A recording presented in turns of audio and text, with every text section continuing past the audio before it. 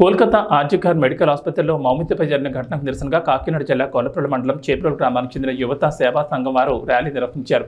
మౌమితకి న్యాయం జరిగిన తర్వాతే మన ర్యాలీ విజయవంతమవుతుందని పేర్కొన్నారు. ఈ కార్యక్రమంలో యువత సేవా సంఘం యువకులు బోరుగంటి స్వామినాయుడు, బోరుగంటి నాగరాజు, పులవల మణికంఠ, చెల్లా సంజయ్, పుప్పాల సాయి, ఇతర యువకులు పాల్గొన్నారు.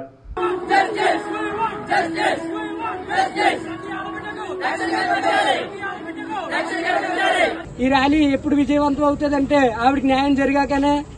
ఎంతో మంది ఆడబిడ్డలను ఎంతో మంది కడుపును పెట్టుకున్నారు. వాళ్ళందరికీ తగిన శిక్ష పడాలి. బలమైన చట్టాలు అమలు చేసి నిందితులను శిక్షించాలి.